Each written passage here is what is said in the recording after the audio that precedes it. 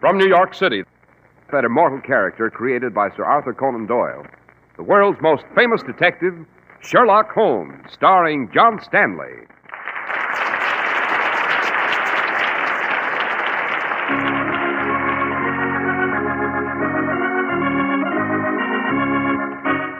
This week's story, The Adventure of the Bloomsbury Ballad. Holmes, why the deuce are we prowling around inside this deserted old house? To observe, Watson, and perhaps to meet an occupant. Confound it, Holmes. The place has been empty and boarded up for 30 years. No one lives here. So, no one lives here, Watson. Listen.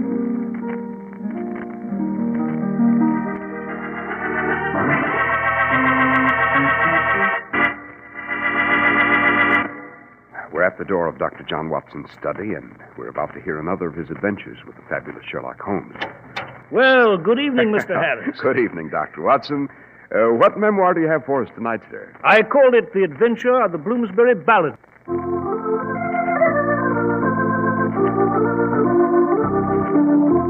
And now, Dr. Watson, what about the adventure of the Bloomsbury Ballad? Well, Mr. Harris, it took place just before the turn of the century, in December of 1899. And this time, Holmes and I became involved through an old and personal friendship of mine. On Bloomsbury Square here in London stood a once imposing townhouse, which for 30 years had been empty and boarded up. Perhaps, Mr. Harris, I'm getting ahead of my story. It actually begins in the legal office of the Honorable Reginald Dudley, solicitor, on Chancery Lane near the Temple. One afternoon, Mr. Dudley received an unexpected visitor. So, you don't recognize me, Mr. Dudley? Look here, my dear sir. I'm a very busy man. You've come to my office without an appointment. I assure you that I haven't the faintest idea who you are. Then let me refresh your memory, Mr. Dudley. 30 years ago, a financier named Sir Percy Whitford owned a great house on Bloomsbury Square. He had 2 daughters, the eldest Elaine, the younger Elizabeth, a beautiful girl with great talent at the harp. Elizabeth, incidentally, married a man named Arthur Harvey. Shall I go on? Yes, go on. Sir Percy Whitford became involved in some illegal financial scandal, and the family was disgraced. Arthur Harvey, because of the stain on the family name, left the Whitfords, vanished. And Sir Percy, with his 2 daughters, fled England, sailed for Canada. You seem to be well informed so far, my friend. I am indeed, for a reason you shall learn later. But to proceed. The vessel carrying the Whitfords went down off Ireland, with no survivors. The residue of the Whitford estate, some £50,000, and the old house, is now being administered by yourself as solicitor. That is true. But since there are no living relatives of the Whitfords, the old house goes up for auction next week, and the money disposed of at my discretion. Now, Mr. Dudley, that is where you're mistaken. What do you mean? There is a living relative of the Whitfords. Oh, indeed. Who? Myself. I am Arthur Harvey. You are Yes, Arthur... Mr. Dudley, and I have the credentials to prove it. As the husband of Elizabeth Whitford, deceased, I am the sole heir to the Whitford fortune.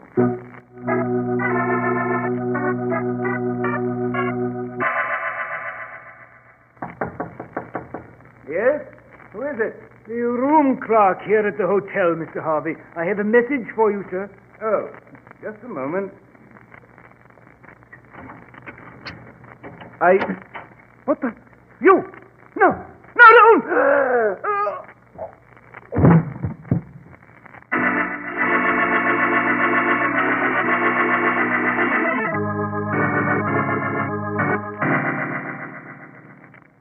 By Jove, Holmes. What is it, Watson? Well, according to the Morning Telegraph here, a man named Arthur Harvey, recently returned from India, was stabbed to death in his rooms at the Travellers' Club on Pall Mall yesterday evening.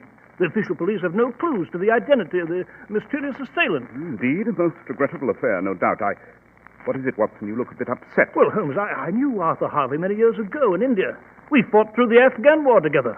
Indeed, he saved my life from the Ghazis near Kandahar. Really? You know, I recall his telling me he was the sole member by marriage of the now extinct Whitford family on Bloomsbury Square. I see. And so you would like to catch his murderer and avenge his death? Yes, Holmes, I would indeed. In that case, Watson, let us proceed at once to Pall Mall and the Travellers' Club.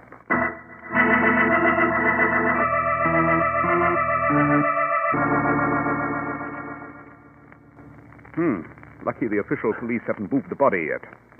Arthur Harvey here was stabbed at the entrance to the door here, fell back into the room, dressed in nightrobe and on the point of retiring. The knife was plunged deep and straight into the heart, and... Aha! What is it, Holmes? Note, Watson. Observe on the dead man's nightrobe a tiny bit of yellow paper in the shape of a star. What about it? This is a bit of paper clipped by a railway ticket collector's punch. You mean Harvey here was riding a train just before... No. The killer was riding a train before he came here, Watson. This bit of paper from the ticket collector's punch clung to his coat. When the assassin stabbed Harvey, the paper remnant was transferred from the killer's coat to Harvey's nightrobe in the close contact. Now then, Watson. Yes, Holmes? I recall reading that the Wickford house on Bloomsbury Square is up for auction next week with a solicitor named Reginald Dudley as administrator. That is correct. Add to that the fact that Arthur Harvey here was the legitimate heir to the property, and we have an intriguing problem. By Jove, Holmes, you're right. Quite. But now suppose we divide forces. You investigate the origin of this ticket punch with the London railway system, and I shall pay a call on Mr. Dudley.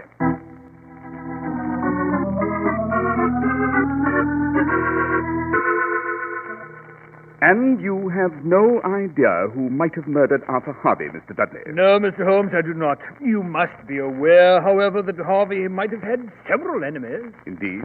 Yes. You see, there are still many claimants to the Wickford estate. Some impostors, some with vague claims. Some of these people were desperate for money, and, well, you understand? Yes, quite. To destroy the only legitimate heir would re-establish other claims in the court. An obvious conclusion, Mr. Dudley. Perhaps too obvious. And before I leave, Yes? you are left-handed, are you not, Mr. Dudley? Well, yes, I am, but how did... A few elementary observations not worthy of explanation. I wish to point out, however, that you have a black smudge on your left cuff, a rather jarring note in an otherwise fastidious ensemble. Now, Mr. Dudley, I must bid you good evening.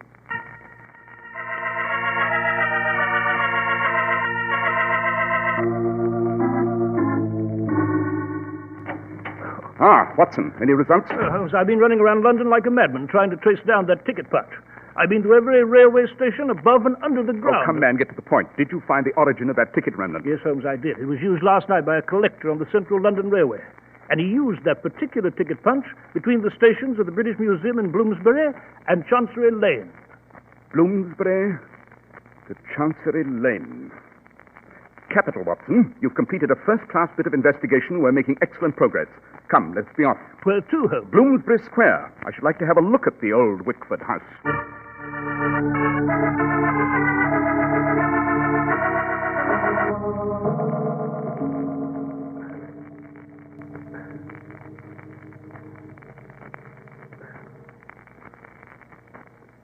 Well, Watson, there it is. The old Wickford house. Yes, Holmes. Confounded, why are we down here on Bloomsbury Square in the dead of night just to look at look. it? Where? At that window on the upper story. A light. Light? I don't see any light, Holmes. You must be mistaken. On the contrary, I'm quite sure I saw the glimmer of a light, and I'm positive this house has an occupant. The place has been deserted for 3 decades. Has it, Watson? Suppose we effect an entrance and see for ourselves.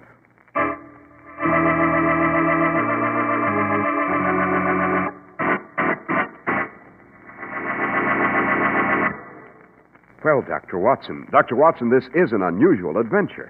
What about that light in the window of the deserted house? What happened after that? A series of very strange events, Mr. Harris. And I shall relate them to you immediately.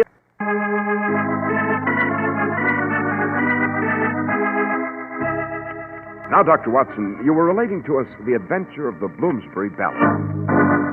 So I was, Mr. Harris. So I was. As you remember, Holmes saw a light in the window and determined to effect an entrance. We managed to get into the house through a ground floor window. Then we started to prowl through the house, through the cold, dark rooms laden with the dust of the years, cluttered with grotesque furniture and the relics of a musty past. And then...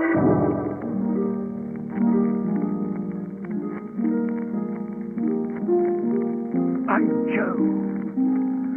By Jove.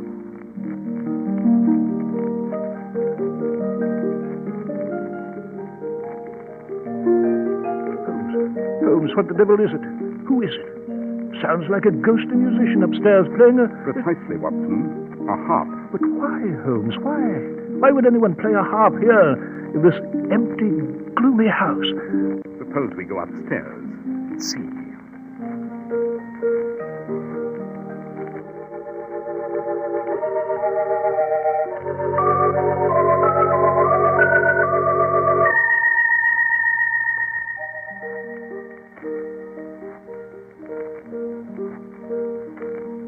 Watson. Music's coming from behind this door. Suppose we enter and meet our ghostly musician.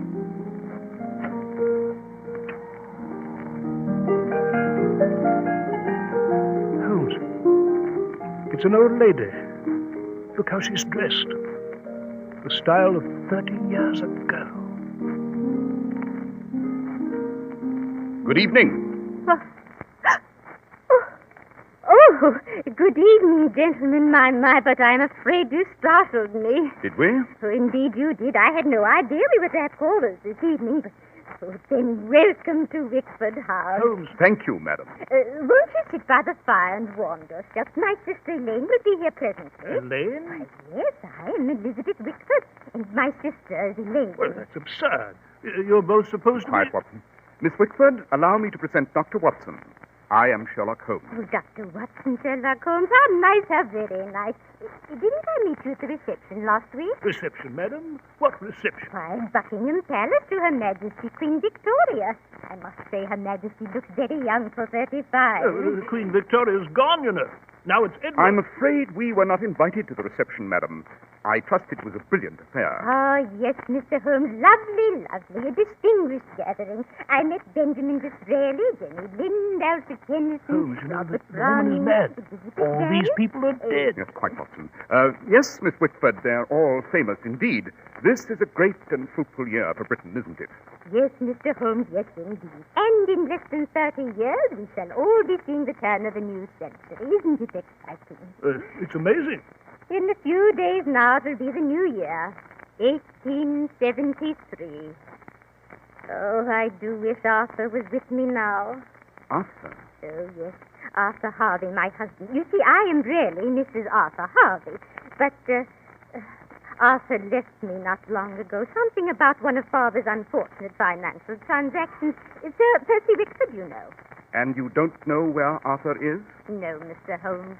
But every evening at this time here in my house, I play the harp.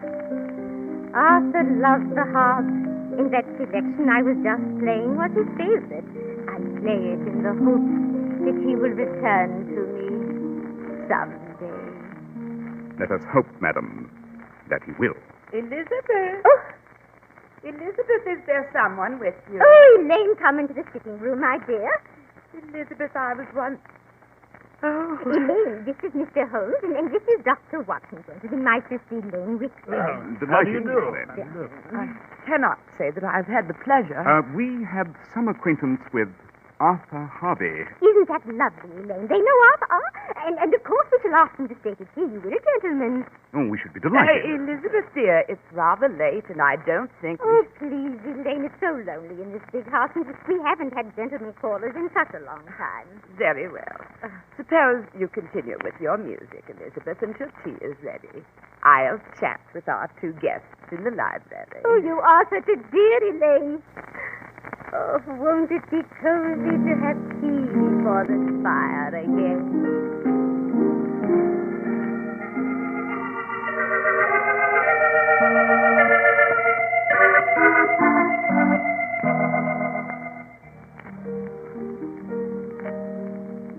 By Jove, Miss Elaine, we were sure you were dead. As far as the world knows, Dr. Watson, we are dead. But now that you two are here, I'm afraid we cannot keep our secret any longer. The fact is, we were on that ship with our father, Sir Percy, when it went down. But Elizabeth and I found a raft and made our way to shore. Yet you deliberately concealed the fact that you were alive. Yes, Mr. Holmes. After our father disgraced us, we wanted to hide from the world. And you've lived here in absolute seclusion for 30 years. Yes, Dr. Watson, for 30 years. No one else has ever been here. No tradesman, no other visitor. I go out only at night to purchase the necessities. I see. Rather unusual situation, isn't it, Watson? I should say so. Miss Elaine, about your sister Elizabeth, I can't say I quite Oh, understand. Elizabeth. Well, you see, I'm afraid she's a little unbalanced, Dr. Watson. The shock of the family disgrace, the disappearance of her husband, the shipwreck, all caused her to lose her mind. She actually thinks she's living back in 1872. Yes, so we gathered. But as to Arthur Harvey, Miss Wickford, I presume you have not yet heard the news. What? Arthur Harvey is dead. Arthur? Dead? Yes. He was murdered here in London last night. Oh, I see. Well, perhaps it is just as well. Elizabeth was beyond all hope long ago, and she could not stand another shock. I ask only that you gentlemen humor her, as I have, while you are here. We will indeed. You can count on us, Miss Whitford. Thank you, gentlemen. And now, shall we go in to tea?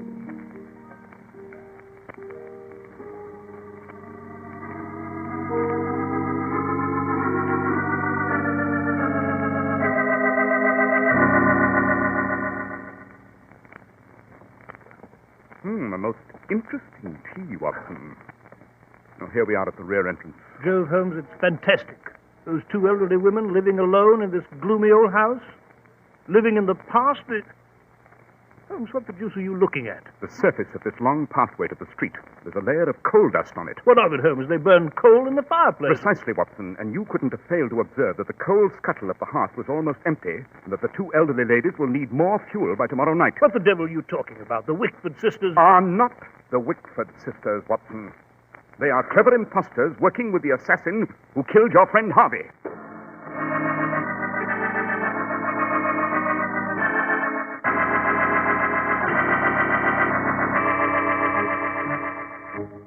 You took your time getting that bucket of coal here tonight, Dudley. I should say you did, Mr. Solicitor. You've been late with it every night. What do you expect us to do, freeze to death? Now, see here, you two. I'm sick and tired of having to carry that confounded coal up that long garden path. Oh, indeed, you're sick and tired. Yes, what about us, Margie and me, hanging about this old house, dressed up in these silly clothes, posing as a couple of balmy old ladies, the Wickford sisters? You'll just have to see it through until the auction comes off and the authorities discover you living Oh, here. very well, we'll see it through. But we each get a third of the inheritance, mind you. You'll get it. And while we're on the subject of discovery, it might interest you to know we had a couple of gentlemen callers last night. Gentlemen, call us. Who? Sherlock Holmes and Dr. Watson. Not that they found anything. We pulled the wool over their eyes, we did. Sherlock Holmes. Precisely, Mr. Dudley. Holmes. Dr. Watson and I decided to return again tonight for more tea, Mr. Dudley. And I'd advise all of you not to make a false move. My colleague has a pistol, as you see, and he will not hesitate to use it.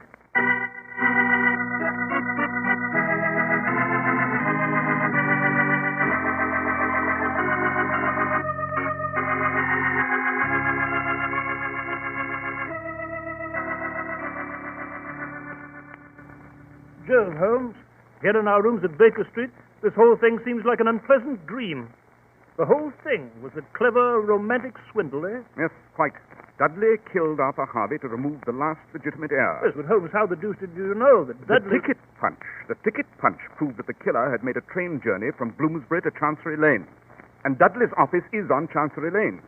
But the empty coal scuttle at the Wickford fireplace was by far the most salient clue, Watson. How? Both Elizabeth and Elaine are elderly ladies. They needed coal to heat that sitting room. And neither was strong enough to carry a full coal bucket up that long garden path. But no tradesman could have carried out the task, since the secret would be discovered. Yet it had to be a man with a man's strength. And that man had to be Reginald Dudley. Precisely. Especially since Dudley was left-handed, and since I had noted a black smudge on his left cuff when I saw him at his legal office. Holmes, for my part, well, I'm profoundly grateful, you know. After all, it was my personal friendship with Arthur Harvey that... Not at all, my dear fellow, not at all. I found the adventure most invigorating. And with your indulgence, Watson, I should like to add a final conclusion to your memoirs. Yes, Holmes? What conclusion? You may quote me, Watson, as saying that, in my opinion, the violin is a much more pleasing instrument than the harp.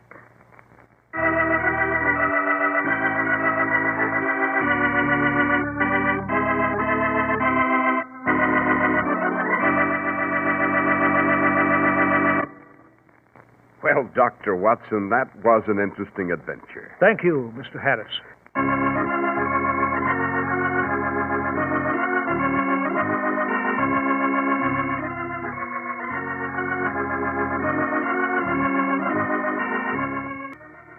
The world's most famous detective, Sherlock Holmes.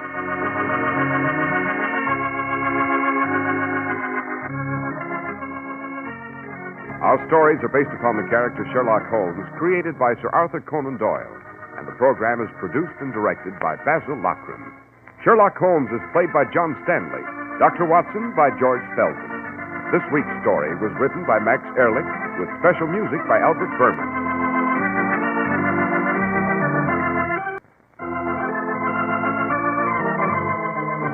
Be sure to listen next week to Sherlock Holmes in the Adventure of the Devil's Foot.